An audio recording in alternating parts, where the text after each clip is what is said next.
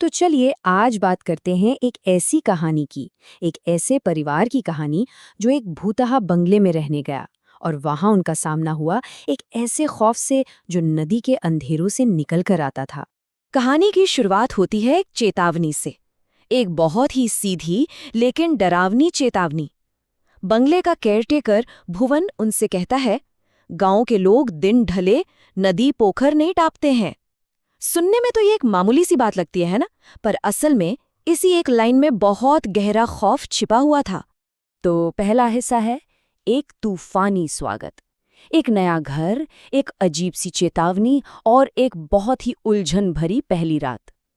अब देखिए, कहानी का सेटअप कुछ ऐसा है कि तपन, उनकी पत्नी मंदाकिनी और उनकी दो बेटियां सुगंधा और इंद्राणी एक भयंकर तूफानी रात में अपने नए सरकारी बंगले पर पहुंचते हैं। लेकिन उनका स्वागत जैसा उन्होंने सोचा था वैसा बिल्कुल नहीं था, बल्कि उससे कहीं ज्यादा अजीब और डरावना होने वाला था। और ये अजीब बातें शुरू होती हैं भुवन के बर्ताव से ही। तपन ने उससे कहा कि भाई गाड़ी में बैठ जाओ, साथ चलो। लेकिन भुवन ने साफ मना कर दिया। जिद पर अड़ गया कि वो नदी के पास वाले रास्ते से तो आएगा ही नहीं। बोला कि वो गांव के लंबे कच्चे रास्ते से पैदल ही आ जाएगा।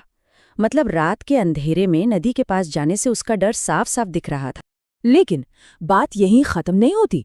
मामला और भी ज्यादा उलझ जाता है। हुआ ये कि जब परिवार गाड़ी से जा रहा था तो उन्हें नदी के किनारे हूबहू भुवन जैसा ही एक आदमी दिखा। अब सोचिए, जब थोड़ी देर बाद असली भुवन बंगले पर पहुंचा तो उसने तो कसम खा ली कि वो उस रास्ते से आया ही नहीं। तो सवाल ये उठता है कि अगर वो भुवन नहीं था तो फिर वो था कौन? चलिए अब आगे बढ़ते हैं दूसरे हिस्से पर, उल्टे पैरों के निशान। तूफान के बाद की सुबह एक ऐसा सुराग लेकर आती है जो लगभग नामुमकिन सा लगता है। अगली सुबह होती है और रात का जो वो अजीब सा वाकया था वो और भी गहरा जाता है। बंगले के बाहर कीचड़ में कुछ ऐसा मिलता है जिसने वाकई में सबके होश उड़ा दिए। उन्होंने देखा कि दरवाजे पर पैरों के निशान हैं, पर यहाँ एक बहुत बड़ी गड़बड़ थी। ये निशान घर से नदी की तरफ नहीं जा रहे थे, बल्कि नदी के किनारे से सीधे घर के दरवाजे तक आ रहे थे। सोचिए जरा, आधी रात को नदी से निकलकर घर की तरफ कौन आया होगा? नहीं, असल में उन निशानों में सबसे अजीब बात कुछ और ही थी। देखिए, नॉर्मली क्या होता है, पैरों के निशान घर से बाहर की तरफ जाते हैं, लेकिन ये निशान ये उल्टे थे। ऐसा लग रहा था मानो कोई नदी से चलकर सीधा दरवाजे तक आया हो। और सच कहूं तो यही इस पूरी कहानी का पहला और शायद सबसे डरावना सुराग था। और जब परिवार ने, जाहिर है, भुवन से इस बारे में पूछा तो उसने कांपती हुई आवाज में एक ऐसी बात कही जिसने घर में एक खौफनाक सन्नाटा ला दिया। उसने बस इतना कहा, साहब, जिसके पांव उल्टे हों उसके कदमों के निशान ऐसे ही ना बनेंगे। और बस इसी पल परिवार को पहली बार ये एहसास हुआ कि उनका सामना किसी इंसान से नहीं, किसी और ही चीज से हो रहा है। अब आते हैं कहानी के तीसरे पड़ाव पर, नदी किनारे वाली लड़की। एक ऐसी मुलाकात जो एक बहुत ही भयानक मोड़ का इशारा थी। तो कुछ दिन बीत जाते हैं। परिवार किसी तरह उस बंगले में एडजस्ट करने की कोशिश ही कर रहा होता है कि एक और अजीब घटना होती है, और इस बार उनकी शांति हमेशा के लिए छिन जाती है। तो होता यह है कि 16 साल की सुगंधा को उसकी माँ बाजार भेजती हैं। अब रास्ते में नदी के किनारे उसकी नजर एक बहुत ही खूबसूरत लड़की पर पड़ती है। बड़ी बड़ी काजल लगी आंखें, इतनी सुंदर कि सुगंधा उसे देखती ही रह गई। और फिर उस लड़की ने इशारे से सुगंधा को अपने पास बुलाया। सुगंधा जब उसके पास जाती है तो वो लड़की एक बहुत ही, कह सकते हैं, अजीब सी मांग करती है। वो पूछती है, मुझे मच्छी दोगी? उस वक्त बेचारी सुगंधा को क्या पता था कि ये मामूली सी लगने वाली मांग ही उस खौफनाक नाम की पहचान थी, मेछो भूत। अब इससे पहले कि सुगंधा कुछ सोच पाती या जवाब दे पाती, पीछे से उसकी छोटी बहन इंद्राणी उसे आवाज लगा देती है।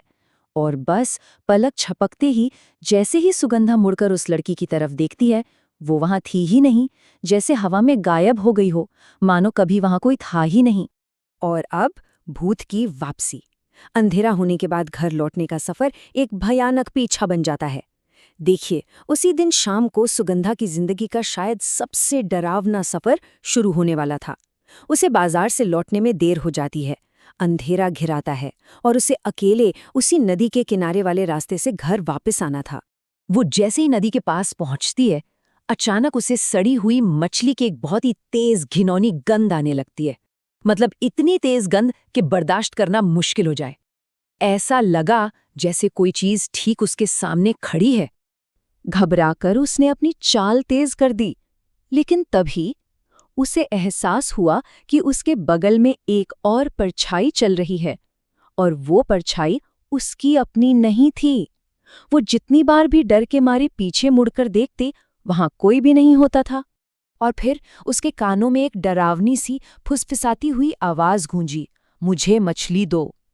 ये मांग वही थी, पर इस बार आवाज में एक अजीब सी ठंडक थी, एक खौफ था। सुगंधा अब डर के मारे भागने लगती है, और तभी वो फुसफुसाहट एक गुस्से से भरी धमकी में बदल जाती है, तुम मुझे मछली नहीं दोगी? तो अब कहानी का क्लाइमैक्स, भूत का कब्जा। वो डर जो सुगंधा का पीछा करते हुए घर तक आ पहुंचता है। वो बेचारी किसी तरह भागकर घर पहुंचती है और बेहोश हो जाती है। घर वाले उसे सुला देते हैं, यही सोचकर कि शायद ये सिर्फ उसका वहम होगा। पर असली खौफ तो अभी बाकी था। उस रात रसोई में हुआ ये कि देर रात मंदाकिनी को रसोई से कुछ अजीब सी आवाजें आती हैं। वो देखने जाती हैं कि क्या हुआ, और जो मंजर वो वहां देखती हैं उससे उनके पैरों तले जमीन खिसक जाती है। उनकी बेटी सुगंधा फर्श पर बैठी थी और अपने हाथों से कच्ची खूनी मछली नोच नोच कर खा रही थी। उसका पूरा चेहरा, उसके कपड़े सब खून से सने हुए थे। मंदाकिनी घबराकर पूछती हैं, बेटा ये क्या कर रही हो? और तब सुगंधा एक भयानक, बिल्कुल बदली हुई आवाज में जवाब देती है, इसने मुझे मच्छी खिलाई, अब मैं इसके साथ रहूंगी। ये आवाज, ये शब्द सुगंधा के नहीं थे, ये उस मेछो भूत के थे जिसने अब उसे पूरी तरह अपने कब्जे में कर लिया था। तो ये कहानी हमें एक बहुत ही डरावने सवाल के साथ छोड़ जाती है। क्या होता है जब किसी इलाके की लोक कथाएं, वो सुनी सुनाई डरावनी बातें किसी परिवार की असल जिंदगी की हकीकत बन जाएं? क्या उस खौफ से बचना मुमकिन है?